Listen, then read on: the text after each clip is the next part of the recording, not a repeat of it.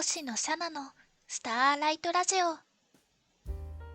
こんばんは、星野シャナです。今回はですね、喫茶店の楽しみ方の話をしたいと思います。いやー、皆さん喫茶店行きますか？私はね、個人経営の喫茶店とか行くのすごい好きで、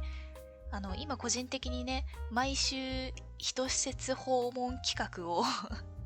勝手にやっているっていうこともあって、出先でね、もう毎週のように喫茶店を探しているんですが、そうなんです。私、個人経営の喫茶店が大好きなんですね。なので、今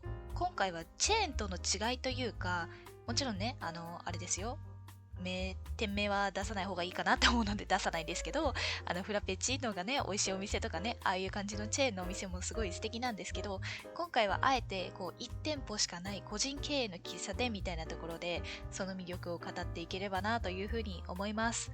はい。で、お話しする内容としては、その個人経営の喫茶店を楽しむときにどうしたらいいのかなみたいなところと、あとは、どういう時に気をつけておこうかなというか、心構え的な、ここ勘違いしちゃうと結構ショックを受けてしまうかもしれないみたいなポイントを絞ってお話ししていければと思います。じゃあ、まず楽しむポイントからいきましょうか。ですね、個人経営の喫茶店を楽しむ時のポイント、たくさんあると思うんですけど、一応3つぐらいの観点に絞ってみました。で、まず1つ目が個性ですね。そうなんです。個人経営の喫茶店ってめちゃくちゃ個性があるんです。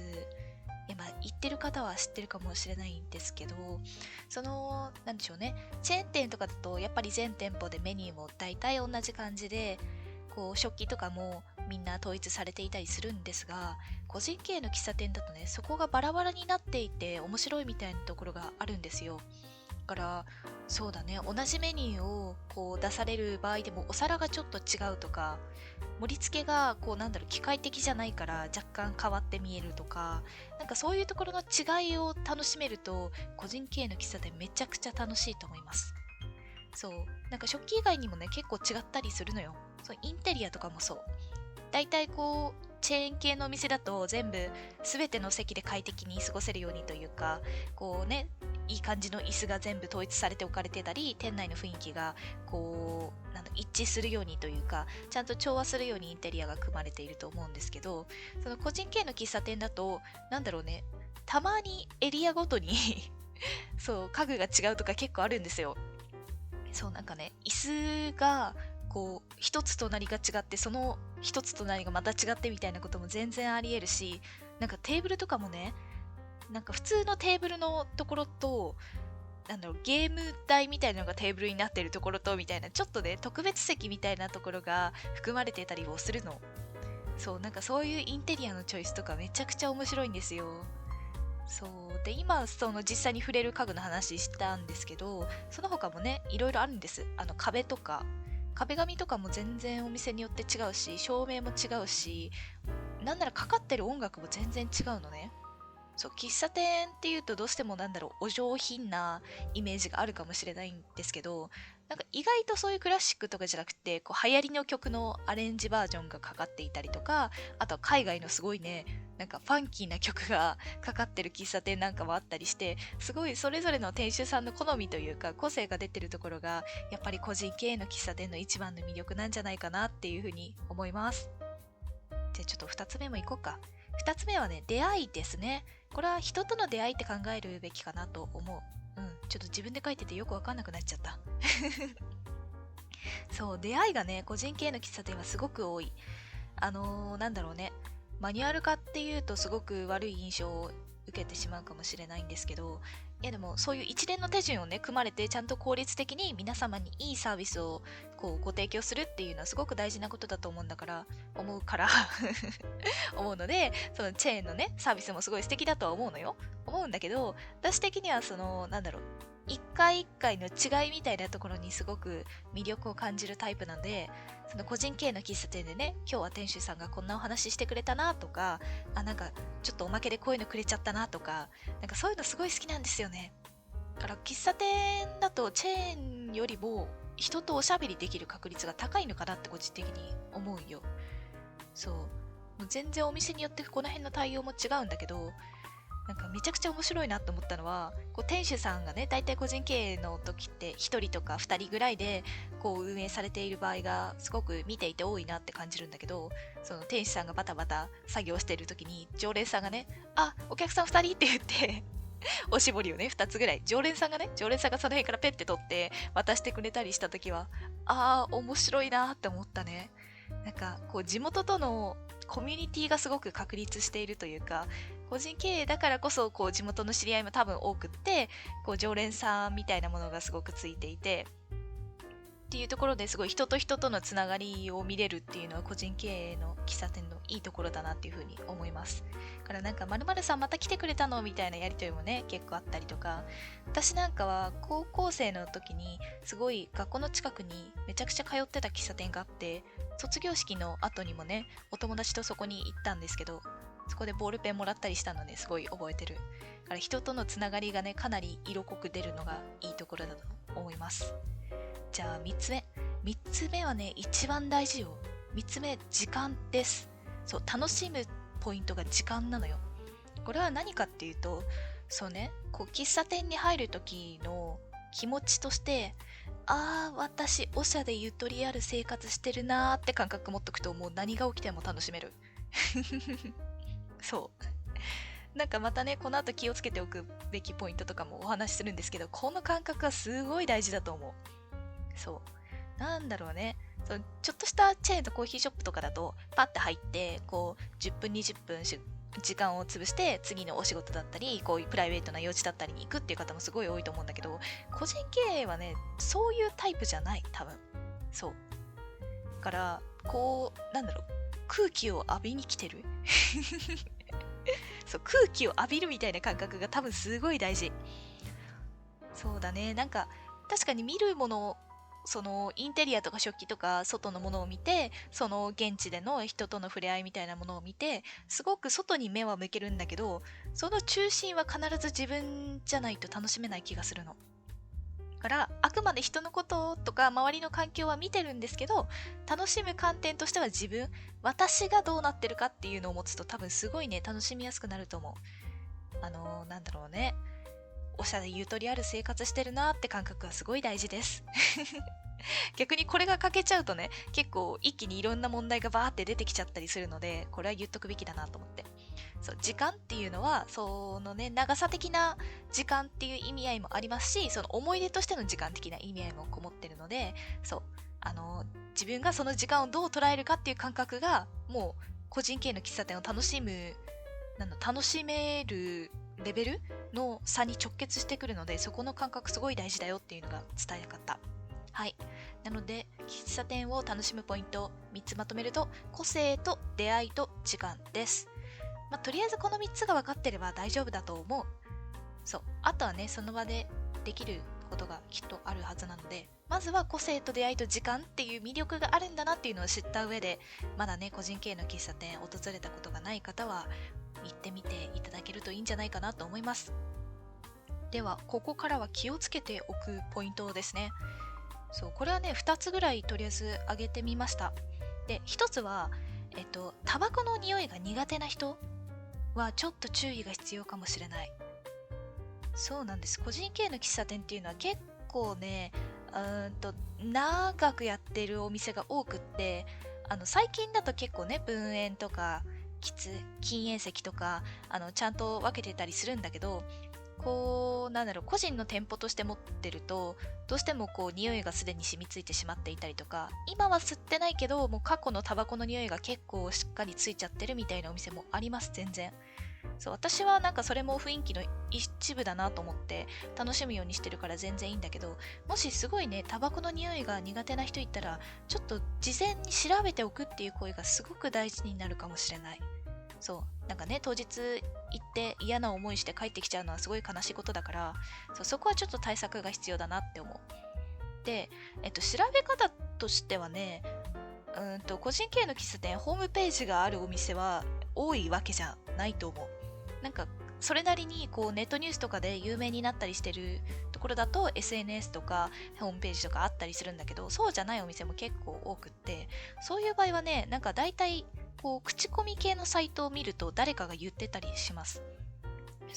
なんか口コミ見ると、なんかすごい隣にタバコ吸ってる人がいたとか、あとはタバコの匂いが入った瞬間どうだったって書いてる人がいる場合にはちょっとやめておいた方がいいかもしれない。それは別にお店がいいとか悪いとかじゃなくて、こう自分でこう事前に避けられる、ポイントはやっぱりあるじゃん。そこはお互いに気遣いが必要だよね。すでに情報が回ってる社会だからこそ、一応ね、そういうのが苦手だなっていう意識がある人は事前に調べておいて、じゃあここをやめとこうかな、こっちならいいかなみたいな判断はすごく大事だと思います。なんかその辺気にしない人はね、全然行き当たりばったりでいいと思います。私もね、なんかそういうの感じるのすごい好きだから行ってみて、結構タバコ喫煙者の方すごい来るお店なんだな、ワクワクみたいな感じになるタイプなので、私と同じ感じの人は全然いけると思う。はい。じゃあもう一個のポイントの方も言いますね。もう一個のポイントは、急いでいる場合には避けましょう。これ超大事。さっきちょっと楽しむポイントの時に時間のお話をしたんですね。そのおしゃでゆとりある生活してるなって感覚が大事ってやつ。これとちょっとつながってくるんだけど、個人経営の喫茶店はさっきも言った通り店主さんが1人だったり2人ぐらいで運営されてる場合が割と多くって、もちろんねそうじゃない場合もあるんだけど、結構そういう喫茶店が多いんですよ。なのでやっぱりどうしてもこうお客さんがね多いとバタバタしちゃって、なかなか自分のところにこう注文が届かないであったりとか、メニューを聞きに来てくれないみたいなことが発生しちゃうかもしれないので、急いでる場合には避けた方が無難かなと思います。具体的にどれぐらいかっていうと、私は最低でも1時間半かな。基本的には2時間ぐらい目安で見るようにはしてるんだけど、1時間半取れなかったら喫茶店はあんまり行かないかも。なんかそれは、いろんな理由があるんだけど、そのバタバタしちゃうっていう理由もあるし、あとは純粋にこう、食べるのが遅いとか、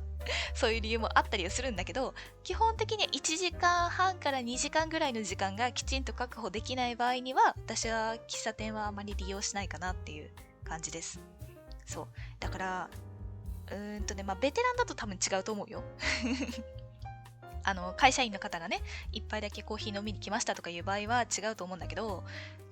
私の例で言うと、例えばパンケーキと紅茶を頼みに来ましたみたいな、お昼とかお昼ちょい過ぎぐらい、おやつタイムぐらいにパンケーキと紅茶を頼みに来ましたっていう場合だと、ちょっと1時間半とか2時間ぐらい確保しとかないと、なんかね、後からバタバタして嫌な気持ちになるのはね、お互いによろしくないと思うから、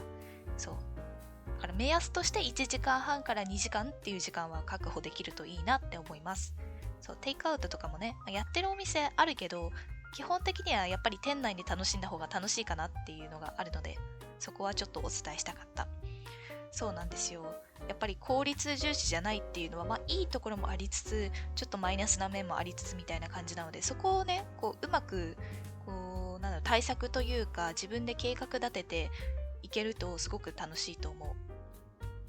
そうだね、ここまで話したんですけど、皆さん行きたくなってくれたかな？いや、なんか個人的にはね、すごい、こういう個人でやってる方のお店って希少だと思うのよ。なんかね、SNS でのマーケティングみたいなのとかも発達してきてるから、どうしてもチェーンの規模がどんどん大きくなっていったり、若い人が開くカフェの方がすごく売れていたりみたいな現状はあったりするんだけど、私はなんかすごい老舗みたいな、すごいちょっと噛んだね。老舗みたいな、古き良き喫茶店みたいなやつが好きなので、もう一回ぐらいレトロブーム来ないかなって思ってます。